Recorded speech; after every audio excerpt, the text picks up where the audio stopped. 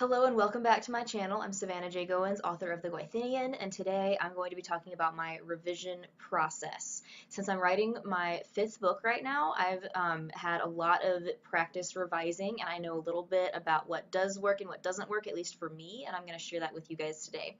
And also, you want to stick around till the end of this video because I will be announcing a certain as yet undisclosed title of a certain work of mine, and it's going to be pretty beautiful, so if you want to hear what that new title is, please hang out to the end of this video and you can find out.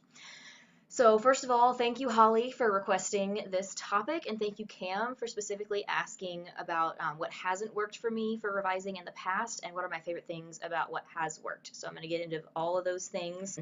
So as for the revision process itself, what I do is after I've written it, if I don't need to take a break from it, after I've written the rough draft, I will do a read through and just fix the biggest things. I'm not adding in scenes at this point or deleting scenes necessarily, but I'm needing to just fix the biggest things. So like one big thing, one of the main bad guys in this book was male to start out with, and it actually needed to be changed to female. So I had to change all of those pronouns and a few other things. So as I was doing that initial read through and changing some of the bigger things, I also made a list of scenes I needed to add in. So as I was writing, I would get an idea of something and I would put a little note that said, you know, add this thing to, you know, be foreshadowing this scene or something like that. So I will make a list of those things, and where I'm at right now is I've finished that and I'm about to start adding in all those scenes. And I am kind of an underwriter, I've found out, so the rough draft is actually only about 43,000 words, which is much too short. I am going to have it be a lot longer, and not just because I want it to be longer, but because I know there's a lot of things that need to be added into it. I've got a list about 2 pages, I think, in my journal, so not like 8 by 11 size pages, but journal size pages, about 2 pages worth of scenes I need to add in, and just some bits of scenes I need to add in, things like that. So far that's going really well, and I think what I like about this, to answer one of your questions, Cam, instead of trying to fix everything at once and go back and get lost in certain places and get stuck and overwhelmed trying to fix everything, I'm focusing on the biggest picture things, and then next will be, you know, big but not as big of picture things. And what I'm going to do as I'm fixing these things, the list I'm going to be making is things for, instead of as much of a chronological order, it'll be specific to each character's story, and I'll be going and fixing like things to help show their personality and show, you know, why they do what they do and how things affect them. I'll be making a list of that, and then what I'll be doing after this week of adding in all those scenes, the last week before I send it to alpha readers, February 1st, will be spent going not actually chronologically with the whole book, but just chronologically with each character, just focusing on that character and how that character does things. I'll be fixing things to help make them more real. And once I get my notes back from my alpha readers, I will just be applying everything that is, which could encompass really big things or really small things. That's why they're alpha readers, and that's why I'm having them look at it before I have anybody else look at it. And I'm going to get into more about these specific alpha readers in another video, but I also want to get to the exciting announcements. So real quick, something that Cam also asked what I like about what has worked. So I don't know yet if my new revision process will work. I think it will, but I haven't finished it yet. You know, it's going to be a few months away, so I don't know what I like about what has worked with that yet, because it hasn't happened yet. But what I do like about other revision processes and things that I've done working is just being able to see the finished product, to see the progress a project makes, and then to see the finished book.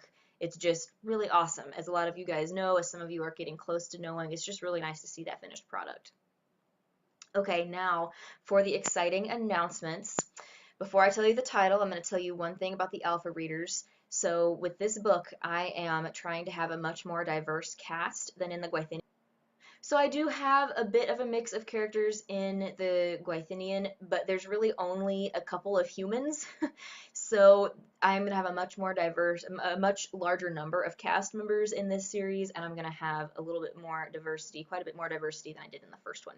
And with that, my main character is a teenage girl with a disease called vitiligo. And you've probably seen people with this before. This is an autoimmune disease that actually attacks the melanin in the skin. So people with this autoimmune disorder will end up having like some some spots on their skin that look just like light spots, kind of like the opposite of a birthmark. And some people have it in a lot of places, and some people only have it in a couple of places, but it's something that I, through a series of events, realized there was no representation for at all in any books or movies.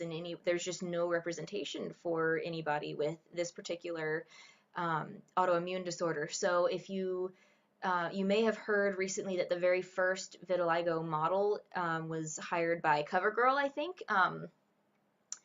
And so that's really cool. And just in light of that happening, and just knowing that telling the story of a girl with vitiligo coming to, going through having to accept herself as being different than everyone else and having to deal with the self-consciousness and all the things that go into that. I think that could really speak to a lot of people even outside of that community. So I'm hoping to really encourage people through her story. But I also haven't grown up with vitiligo myself. I've known a couple of people with it, but I didn't even know what it was then, and I don't actually know anybody really well right now with vitiligo, and I don't at all want to misrepresent it. I don't want to accidentally say something that could be taken the wrong way or anything like that. So I've actually been in touch with the community. I'm going to do another video about this, but I've been in touch with the community a bit, and I'm having one or two people read this book even before it's been read by my writer friends, and even before it's really clean at all. I just want to have some people from that community take a look at it and let me know if I have fixed any big plot points to something that I need to change. So that's why I'm using alpha readers in this case to be kind of advanced sensitivity readers. So besides that though, and the big community, since this is a time travel fantasy that takes place in North America, there's going to be a lot of Native American characters way back when. So since I haven't really grown up with a lot of experience in the Native American community, I also have a really good friend of mine, actually a new coworker at my new job, who is Native American and has shared just a vast amount of knowledge and incredibly interesting information with me. And I originally was so afraid of misrepresenting this community that I was going to make up a fantasy people to be, this community that these kids were going to get into as they go back into the past, because I was so afraid of misrepresenting it. And there's so much conflicting information.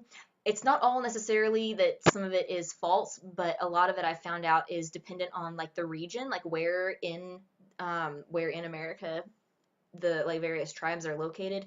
And I very first months ago was going to research it and found so much conflicting information that I couldn't handle it, and I didn't want to do anything wrong, so I was just going to make up something. But since I've met this person and I've been learning some really awesome stuff from her, she's actually going to be my alpha reader for the Native American aspects.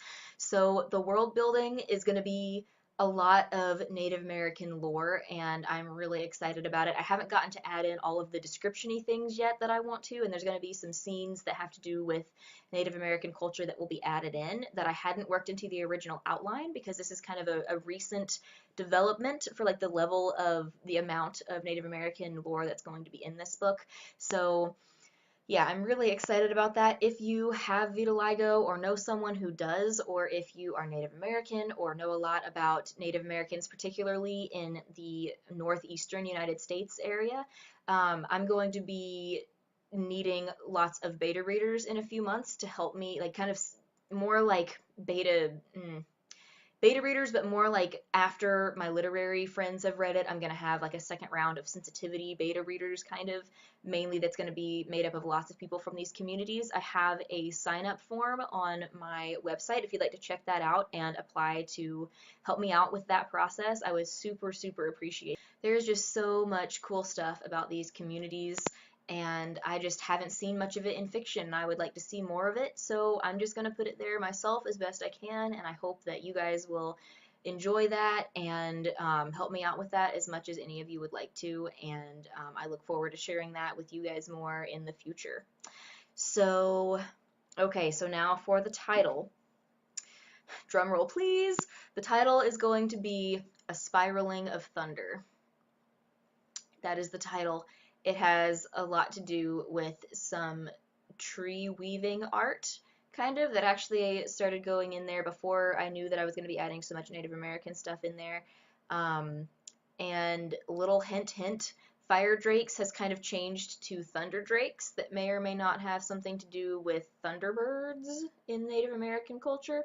So yeah, there's a lot of really cool things going on with that, and I would love to get some feedback coming up from people, so please check out that form if you're interested, even if you are not a member of either of those communities but would like to beta read this, or potentially sign up. No, I don't have an ARC sign up yet, but if you are interested in reading the story before it is final and perfect, in order to give me some feedback on it, there's a sign up form you can check out. I would appreciate that. I will keep a list of everyone, and as soon as it is available for beta reading, it will be going out. So please just specify if you would like to be beta reading for like world building and literariness, or like writing story structure and stuff, or if you're more interested in beta reading particularly because you are a member of either of those communities and can help me just make sure I represent them correctly, and just to make sure that I represent them correctly.